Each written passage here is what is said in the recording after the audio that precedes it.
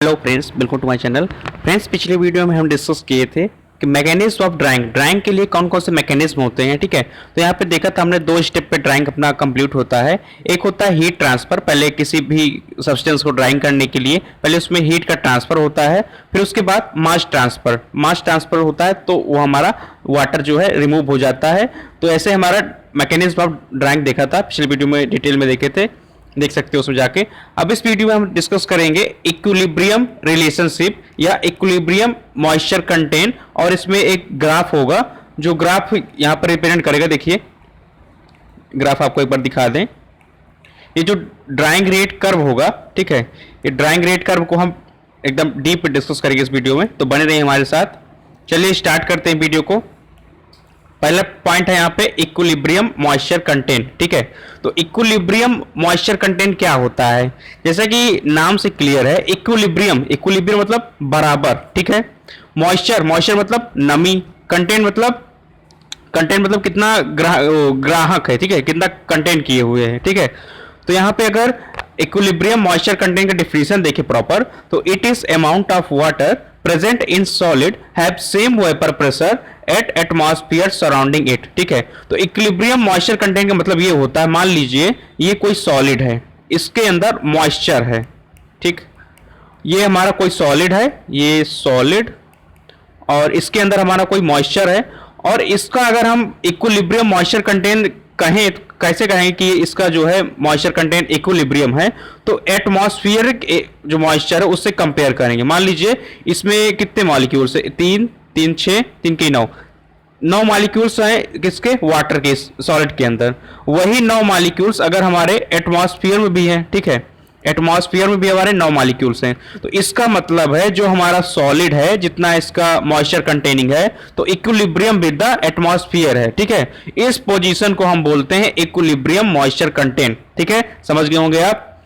और अगर इसमें शॉर्ट में देखें तो वेपर प्रेशर ऑफ वेट मास, जो हमारा सॉलिड है उसमें वेट मास होगा, तो वेपर प्रेशर उसका जितना होगा और वेपर प्रेशर ऑफ एटमॉस्फेयर दोनों बराबर हो, तो वहां पे हम बोल सकते हैं कि इक्विलिब्रियम मॉइस्चर कंटेंट या EMC। ठीक, EMC में भी आपको एकदम क्लियर हो गया होगा, जहां पे vapour pressure of wet mass is equal to vapour pressure of atmospheric pressure. ठीक है, वो अगर इक्वल हो तो वहां पे हमारा EMC अप्लाई होता है। अब यहाँ पे कुछ कंडीशन देख लेते हैं EMC के लिए। तो depending on condition the solid में बी एब्जॉर्ब और लॉस मॉइस्चर। कुछ कंडीशंस होती है जिसकी मदद से हमारा जो सॉलिड होता है वो बताएगा, ये कंडीशन बताएंगे हमको कि सॉलिड हमारा मॉइस्चर को एब्जॉर्ब करेगा कि डिसएब्जॉर्ब करेगा या डिजॉर्प्शन करेगा। ठीक है, तो अगर यहाँ पे पहली कंडीशन है, अगर मॉइस्चर इन सॉलिड, जितना हमारा सॉलिड में मॉइस्चर है वो हमारे EMC से ज्यादा है। ठीक, ध्यान से देखिएगा, जो हमारा यहाँ पे सॉलिड है इसके अंदर जितने मॉइस्चर कंटेन है, जितने मॉलिक्यूल्स हमारे मॉइस्चर के कंटेन है, वो एटमॉस्फेरिक से ज्यादा है। मतलब एटमॉस्फेयर को मान लीजिए 4 मॉलिक्यूल्स है मॉइस्चर के, और यहाँ पे 15-20 मॉलिक्यूल्स हैं। तो इस कंडीशन में हमारे सॉलिड वाले में क्या है, मॉइस्चर इन सॉलिड ज्यादा है, तो इस कंडीशन में क्या होगा, सॉलिड क्या होगा, डिसएब्जॉर्ब करेगा। ठीक है, डिसएब्जॉर्ब करेगा, डिसअब्जॉर्प्शन टेक प्लेस होगा। तो यहां से इसका जो वाटर होगा, तो वाटर जो है इसका सॉलिड का वेपर के थ्रू एटमॉस्फेयर में जाने लगेगा, तो इस प्रोसेस को हम बोलेंगे डिसएब्जॉर्प्शन। ठीक है, और दूसरी कंडीशन में ये है कि जो सॉलिड के अंदर मॉइस्चर है, मान लीजिए सॉलिड है और इसमें केवल 4 मॉलिक्यूल्स हैं मॉइस्चर के, और जो एटमॉस्फेयर है उसमें हमारे बहुत से 15-20 मॉलिक्यूल्स हैं। तो ये कंडीशन में क्या हुआ, मॉइस्चर इन सॉलिड, सॉलिड के अंदर जितना मॉइस्चर है वो हमारे EMC से, इक्विलिब्रियम मॉइस्चर कंटेंट से कम है, मतलब एटमॉस्फेयर से हमारे क्या है, कम है। तो इसका मतलब है कि ये हमारा सॉलिड एटमॉस्फेयर से मॉइस्चर को एब्जॉर्ब कर सकता है। ठीक है, एब्जॉर्ब कर सकता है, तो यहाँ पे ये वाली कंडीशन हमारी हो गई। ठीक है, ध्यान देने वाली बात ये है, यहाँ पे मेन पॉइंट ये है कि अगर मॉइस्चर इन सॉलिड ज्यादा है EMC से, तो हमारा लॉस ऑफ वाटर होगा। अगर मॉइस्चर इन सॉलिड EMC से कम है तो गेन ऑफ वाटर होगा। ये आप दिमाग में रखिए, बाकी आपका कॉन्सेप्ट पूरा क्लियर है, इसको आप डिटेल में और लिख सकते हैं। ठीक है, ये हमारा हो गया EMC की कंडीशन हो गई। अब यहाँ पे आता है मेजरमेंट ऑफ EMC। ठीक, ये भी एक काफी इंपॉर्टेंट पॉइंट है, मेजरमेंट ऑफ EMC कैसे मेजरमेंट करते हैं। तो EMC को मेजरमेंट करने से पहले या उसके जानने से पहले हम जानेंगे रिलेटिव ह्यूमिडिटी क्या होती है। ठीक। रिलेटिव ह्यूमिडिटी क्या होती है? Relative humidity is the ratio of the amount of water which solid contain and maximum amount of water air can hold. ठीक है, मतलब रिलेटिव ह्यूमिडिटी क्या होती है? रिलेटिव ह्यूमिडिटी को हम परसेंटेज में निकालते हैं। इसमें ये देखते हैं कि ऊपर हम रखते हैं कितना अमाउंट ऑफ वाटर हमारा सॉलिड कंटेन किए है और मैक्सिमम कितना अमाउंट ऑफ वाटर वो कंटेन कर सकता है, इसका रेशियो जो है हमारा रिलेटिव ह्यूमिडिटी होता है। ठीक, अब यहाँ पे AMC जो निकालेंगे तो AMC of material can be determine by putting sample in desiccator. ठीक है, डिसिकेटर क्या होता है या डेसिकेटर क्या होता है? डेसिकेटर एक इक्विपमेंट होता है जिसमें अलग अलग, जो मान लो कोई सैंपल है उसका हमको EMC चेक करना है। ठीक है, तो उसमें क्या करेंगे, उस सैंपल की पहले रिलेटिव ह्यूमिडिटी चेक करके डिसिकेटर में रख देंगे। अब डिसिकेटर में रखने के बाद sample from each desiccator is collected and weighed. अब ईच डेसिकेटर में टाइम टू टाइम हम सैंपल लेंगे और उसको वेट करेंगे, उसमें कितना वाटर कंटेंट है, कितना इसमें ड्राइंग हुआ है, ये सब हम उसमें देखेंगे कितना मॉइस्चर कंटेंट है उसमें। ठीक है, अब जब डेसिकेटर में हम मॉइस्चर कंटेंट वहां पर डिटरमाइन कर लेंगे, उसके बाद जहां पर हमको कांस्टेंट मिल जाए, मान लीजिए यहाँ पे हमने 4 डेसिकेटर लिए हैं, 4 डेसिकेटर मान लीजिए लिए हैं। ठीक है, और चारों में हमने इक्वल अमाउंट ऑफ भर दिया सैंपल। ठीक है, अब यहाँ पे हम डेसिकेटर का क्या करेंगे, मेजर करेंगे, इसमें वेट मेजर करेंगे कितना वाटर कंटेन किए हैं। तो पहले में मेजर कर लिया, दूसरे मेजर कर लिया, तीसरे मेजर कर लिया। मान लीजिए पहले का दूसरे का डिफरेंस आया, ठीक है, और तीसरे चौथे का सेम आ गया, तो इसका जो तीसरे चौथे का जो सेम आ गया वही हमारी होगी AMC ऑफ द सब्सटेंस। ठीक है, समझ गए होंगे आप कैसे निकालते हैं AMC। तो इसके लिए हमें रिलेटिव ह्यूमिडिटी पता होना बहुत जरूरी है। ठीक है, तो मेजरमेंट ऑफ AMC भी हमने खत्म कर दिया। अब इसके बाद 1-2 नंबर में क्वेश्चन पूछ लेता है कि फ्री मॉइस्चर कंटेंट क्या है। ठीक है, AMC तो पूछता ही है, मैक्सिमम 2 ही नंबर पे AMC पूछता है। मेजरमेंट ऑफ AMC भी 2 नंबर अलग से पूछ सकता है, मैक्सिमम 2 नंबर पे देखा गया पूछा है। अब यहाँ पे 2 नंबर पे पूछने लायक क्वेश्चन ये है कि फ्री मॉइस्चर कंटेंट क्या है।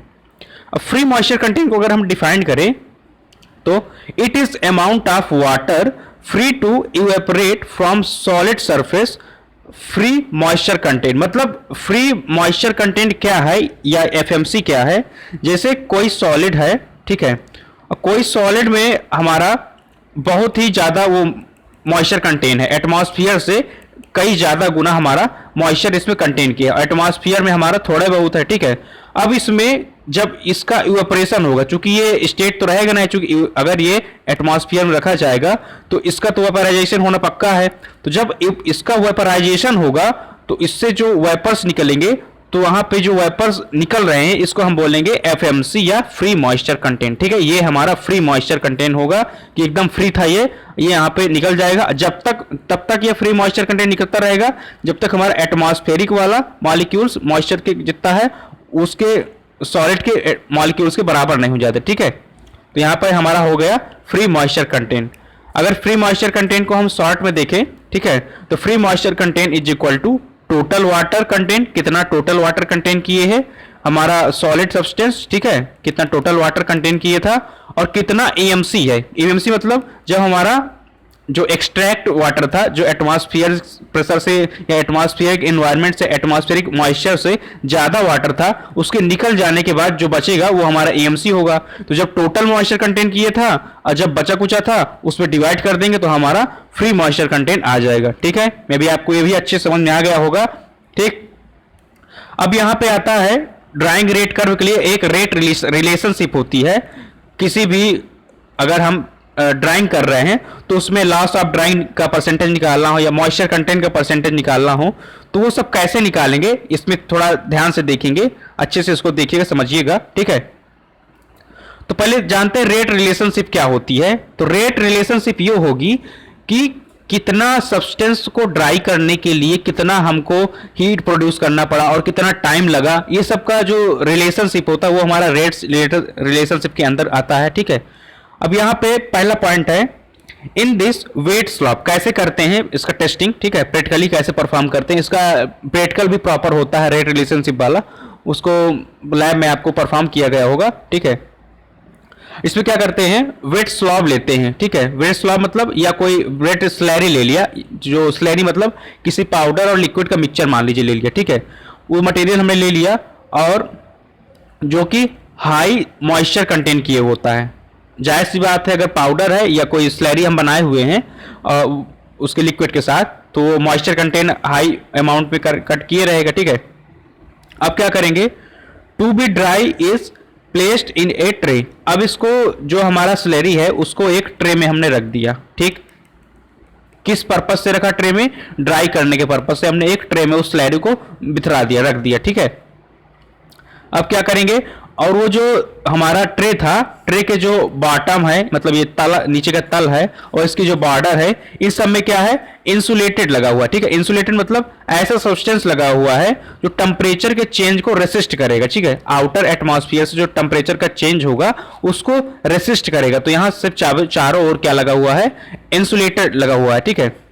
और क्या है आगे, the air is blown over the solid under the constant drawing, ठीक है। एयर इज ब्लाउन, एयर को जब हम पास कराएंगे, ये हमारा अभी जो बताया था, ये ट्रे रखा है।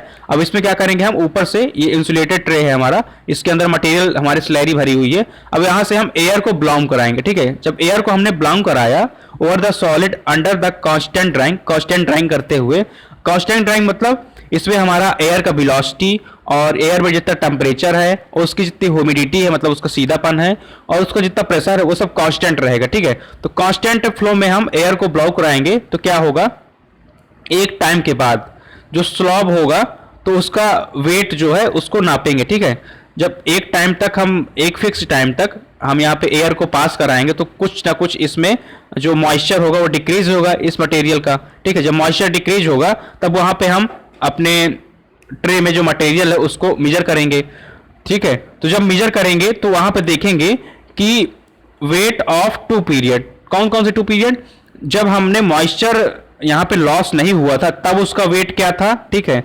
और जब मॉइस्चर लॉस हो गया, मतलब जब हमने यहाँ पे एयर को सप्लाई किया और जब यहाँ से मॉइस्चर हमारा लॉस हो गया, उसके बाद क्या वेट आ रहा है, इन दोनों वेट को हम मेजर कर लेंगे और एक दूसरे से डिफाइन कर। मान लीजिए ए हमारा क्या है, जब पूरा मॉइस्चर कंटेन किया था, हमारी स्लैरी थी और स्लैरी को हमने ट्रे में रखा था, ट्रे क्या था, इंसुलेटेड था पूरा, ठीक है। और दूसरा क्या था, जब हमने उसमें एयर अप्लाई किया, ठीक, एयर अप्लाई करने के बाद इसका कुछ ड्राई हो गया, ठीक है, मटेरियल कुछ इसका ड्राई हो गया, मॉइस्चर इसका कुछ रिमूव हो गया, तो उसके बाद मान लीजिए बी आया, तो ए और बी के वेट में कितना डिफरेंस होगा वो हमारा बता देगा कितना यहाँ पे लॉस ऑफ मॉइस्चर हुआ, ठीक है, कितना लॉस ऑफ मॉइस्चर यहाँ पे हुआ।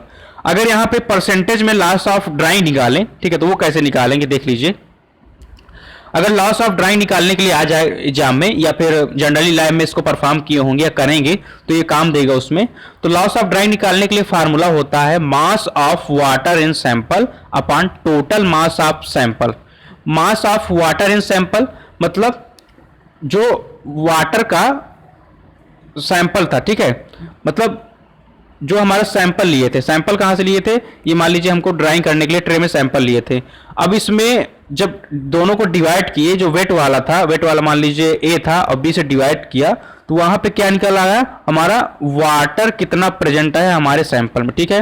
और दूसरा total mass of sample, total mass of sample मतलब जो ए वाला था, पहले जो जितना हम लिए थे, पूरा जो टोटल अमाउंट ऑफ स्लैरी था उसका अमाउंट, और ऊपर हमारा जो कितना वाटर कंटेंट किया था, जब ए बी को घटाएंगे तो हमारा वो वाटर जितना कंटेंट किया था वो निकल आएगा। इसमें हम 100 का मल्टीप्लाई किए, 100 का मल्टीप्लाई क्यों किया, क्योंकि हमको परसेंटेज में निकालना है, ठीक है। तो ये हमारा ऐसे निकल आएगा लॉस ऑफ ड्राइंग, LOD इसको बोल सकते हैं।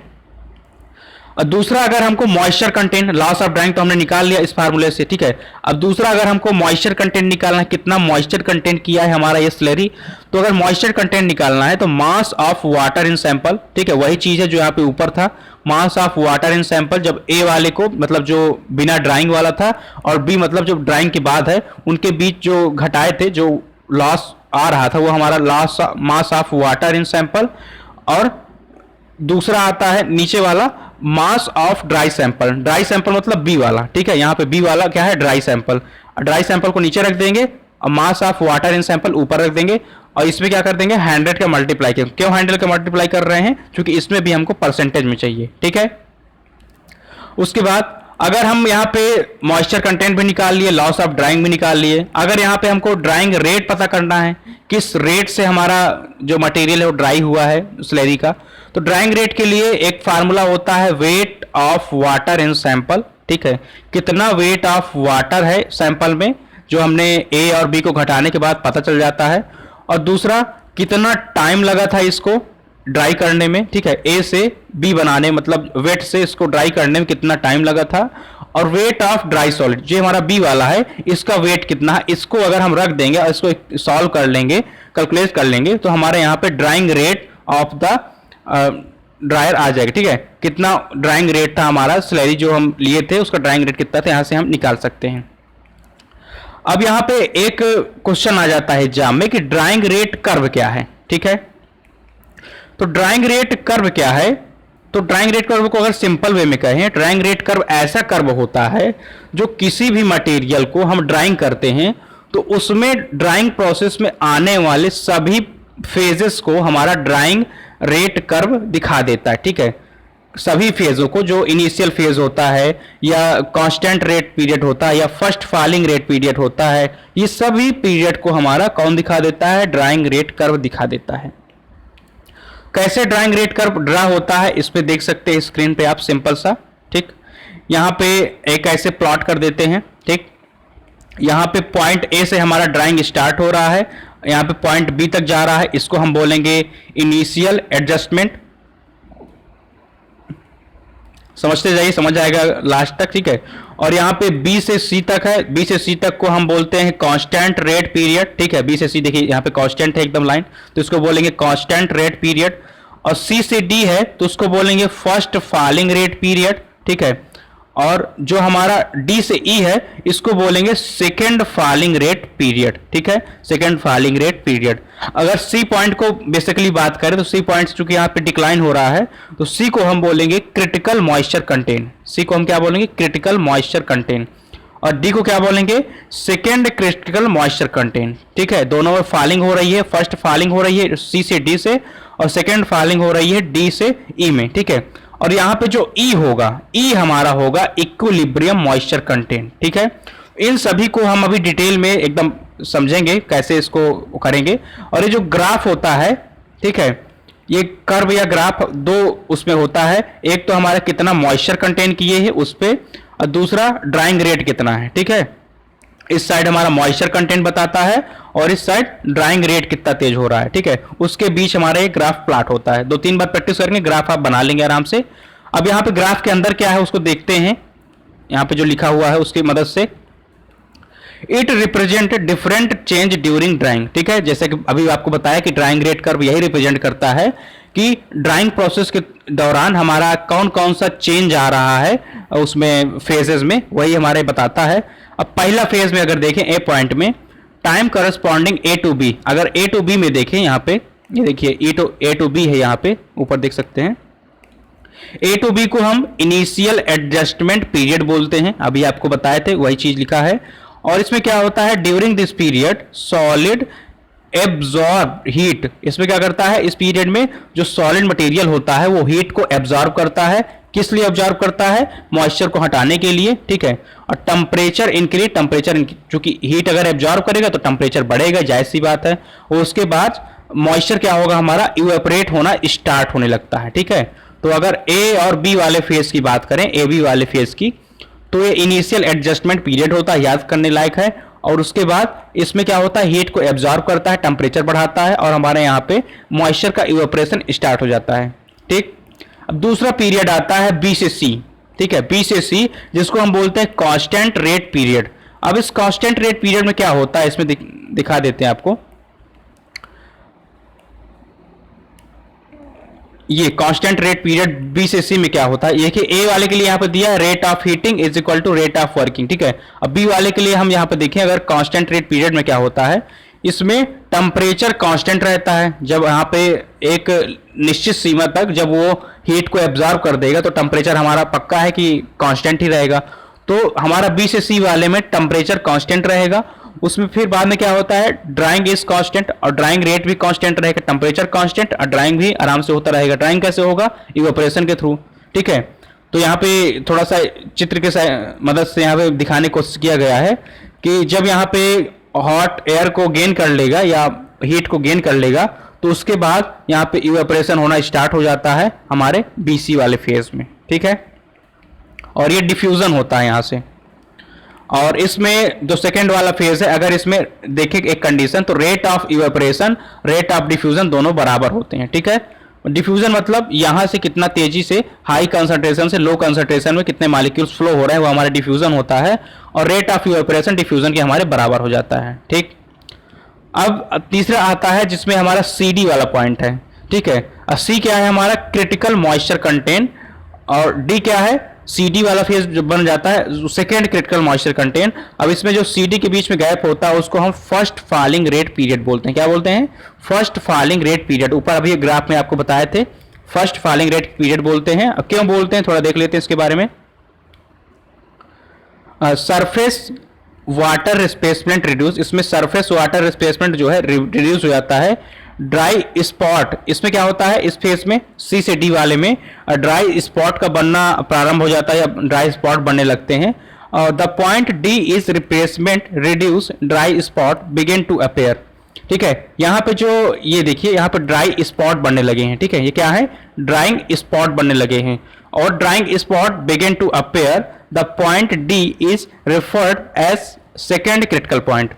अब यहाँ पे जब ड्राई स्पॉट बनने लगेंगे तो इसका मतलब है कि जो इवेपोरेशन है, तो रेट ऑफ इवेपोरेशन में क्या होगा, थोड़ा सा कमी आएगा, sorry rate of evaporation rate of diffusion से ज्यादा होगा यहाँ पे इस कंडीशन पे। ये कंडीशन समझ लीजिए, जो C से D वाला फेज होगा इसमें rate of evaporation rate of diffusion से ज्यादा होगा, ठीक है।